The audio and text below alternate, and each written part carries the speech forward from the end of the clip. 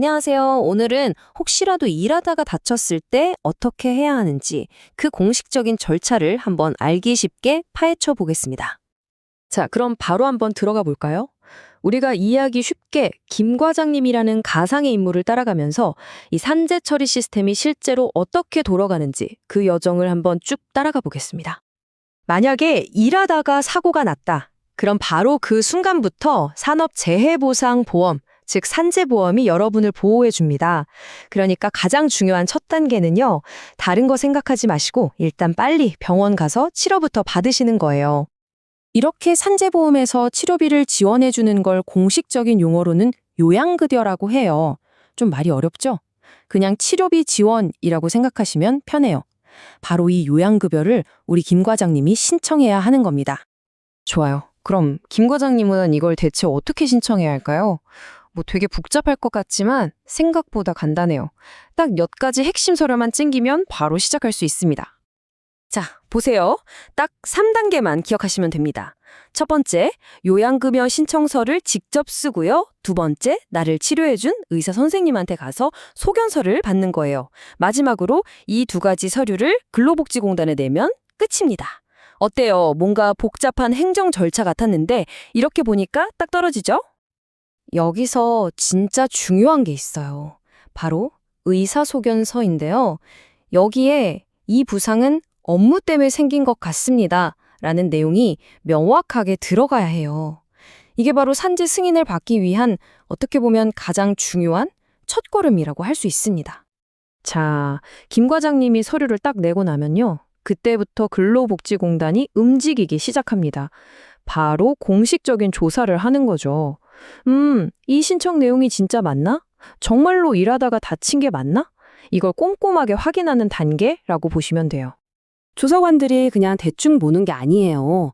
사고가 언제, 어디서, 어떻게 일어났는지부터 시작해서 평소에 어떤 환경에서 어떤 일을 했는지, 혹시 다른 병은 없었는지, 목격자는 뭐라고 하는지, 심지어 사업주 의견까지 다 들어봅니다. 이렇게 모든 조각을 맞춰서 정말 객관적으로 이게 업무상 재해가 맞는지 판단하는 거죠.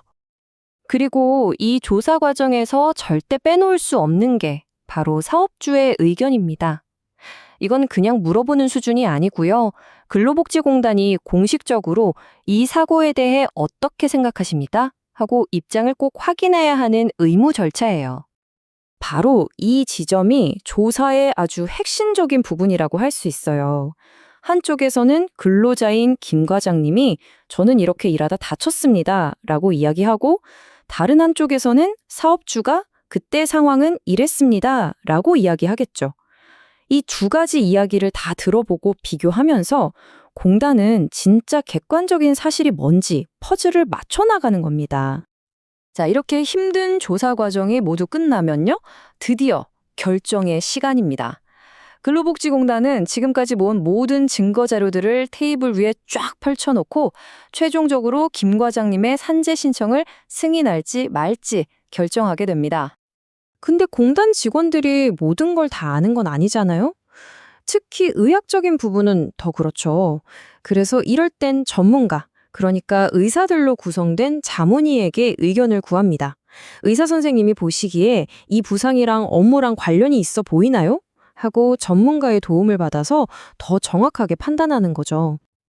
그런데 만약에 이게 그냥 넘어져서 다친 게 아니라 유해물질에 오래 노출돼서 병이 생겼다거나 극심한 스트레스 때문에 병이 생겼다거나 하는 훨씬 더 복잡한 경우들이 있잖아요. 이럴 땐 업무상 질병판정위원회라는 말 그대로 전문가들로만 구성된 위원회로 사건이 넘어갑니다. 여기서 최종 결정을 내리는 거죠. 자, 그래서 승인이든 아니든 결정이 딱 내려지면 그 결과는 서면으로, 즉 문서로 명확하게 통보가 됩니다. 신청한 김 과장님은 물론이고 사업주 그리고 치료를 해준 병원까지 관련된 모든 곳에 이 결정 내용이 공식적으로 전달되는 거예요. 와, 다행입니다. 김 과장님의 산재 신청이 드디어 승인됐어요. 이제 치료비 걱정은 덜었네요. 하지만 여기서 끝이 아니에요. 이제부터 시작이죠. 승인 이후의 치료 과정을 어떻게 관리해야 하는지 이것도 꼭 알아두셔야 합니다. 치료를 받다 보면 이런 생각 들 수 있잖아요. 나 병원 좀 옮기고 싶은데 이거 마음대로 옮겨도 되나? 이거 정말 많은 분들이 궁금해하시는 질문입니다. 결론부터 말씀드리면, 네, 옮길 수 있습니다.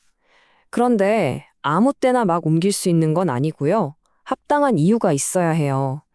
예를 들면 집이나 회사가 이사를 가서 병원이 너무 멀어졌다거나, 지금 병원에는 없는 특수 장비로 치료를 받아야 한다거나, 아니면 전문적인 재활치료가 필요한데 그게 다른 병원에 있다거나, 뭐 이런 명확한 사유가 있을 때만 가능합니다. 이런 경우도 있어요. 원래는 팔을 다쳐서 치료를 받고 있었는데 알고 보니까 그 충격 때문에 어깨에도 문제가 생겼다는 걸 나중에 발견하는 거죠. 그럼 이건 어떻게 해야 할까요? 걱정하실 필요 없습니다. 다 방법이 있어요. 바로 추가 상병 신청이라는 제도가 있거든요. 말 그대로 병을 추가한다는 뜻이에요. 이 절차를 통해 새로 발견된 부상이나 질병도 산재로 인정받고 치료비를 지원받을 수 있습니다. 자, 그럼 이제 오늘 이야기의 핵심만 딱 짚어서 정리해 보겠습니다. 이 복잡한 과정 속에서 우리 김 과장님 같은 근로자분들이 성공적인 산재 처리를 위해 이것만은 꼭 기억해야 한다 하는 것들은 뭘까요? 첫째, 다치면 바로 신고하고 바로 신청하는 게 중요해요. 미루면 안 됩니다. 그리고 신청서 쓸 때는 최대한 자세하고 솔직하게 써야 하고요. 제가 아까 강조했죠. 의사의 첫 소견서, 이게 정말 중요합니다.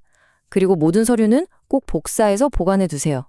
마지막으로 내 이야기뿐만 아니라 사업주 이야기도 들어본다는 걸 이해하고 계셔야 합니다. 이런 것들만 잘 치려도 결과가 정말 크게 달라질 수 있어요. 결국 가장 중요한 건 내가 가진 권리를 제대로 아는 것. 바로 거기서부터 모든 게 시작됩니다.